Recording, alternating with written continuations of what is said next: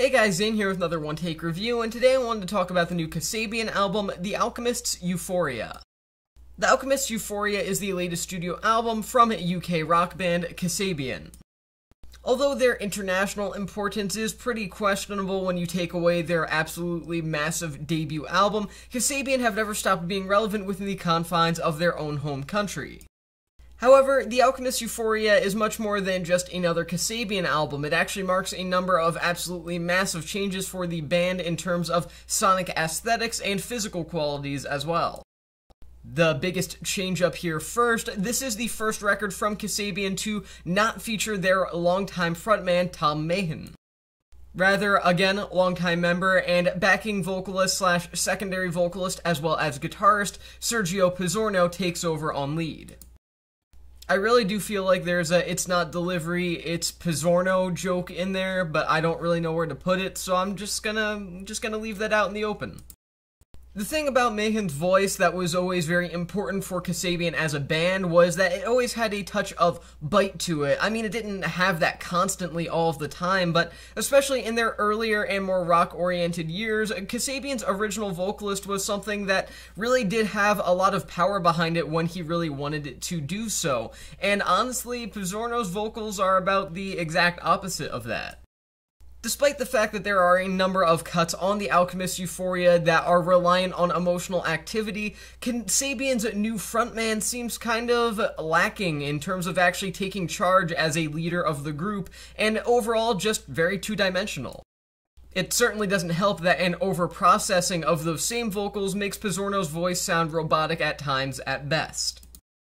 Although Sergio Pizzorno was never an individual that was guaranteed to be a disappointing replacement vocalist for Kasabian, I mean, he had a pre-established history with the band, he was one of their original members, he simply lacks the same impact and overall presence of his predecessor to follow along with the group's new deepening of their dance influences and roots.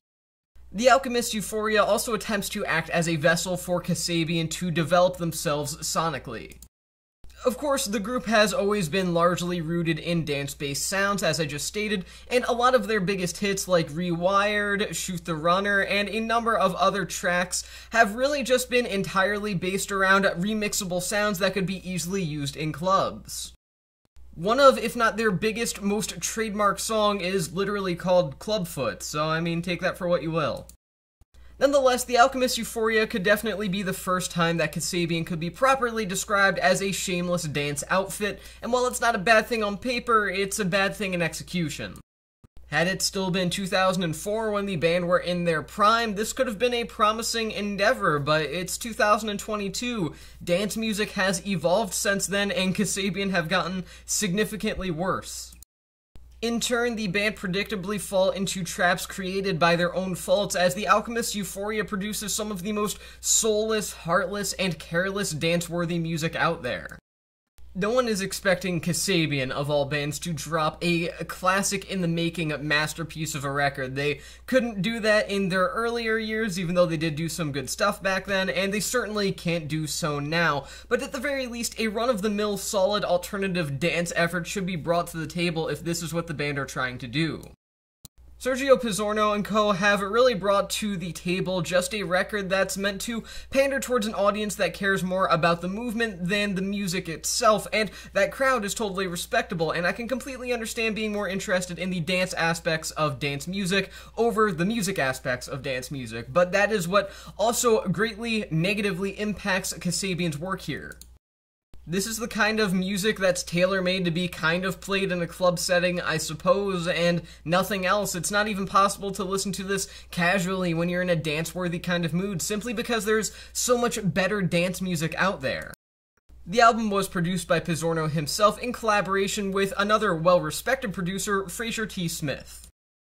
If you aren't familiar with Smith, don't feel bad, he's not some sort of super household name or anything, but you'll likely be familiar with people that he's worked with, which include the rapper Dave, as well as Sam Smith and Adele. Despite the frequently polished nature of the works that Smith has previously affiliated himself with, The Alchemist's Euphoria is everything but.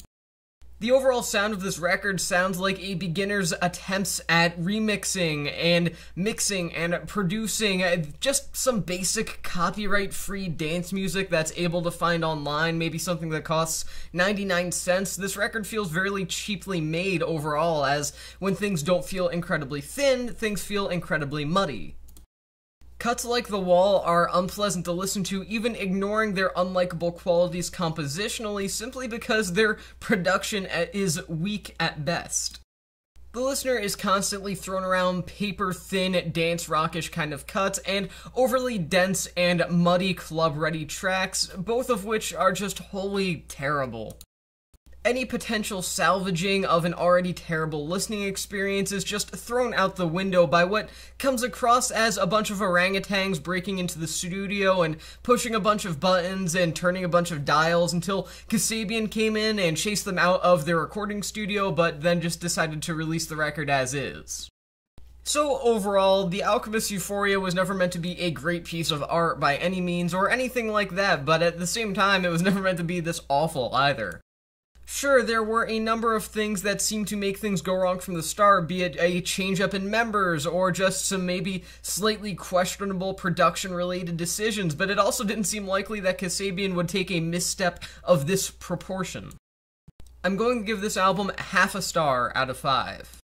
My one take on this record is that what merely could have been a mediocre listen is ultimately a train wreck that you can't look away from, as well as a potentially fatal blow to Kasabian as a collective in terms of quality. So again, half a star out of 5, and with that being said, that is the end of this review, and I'll see you guys in the next one.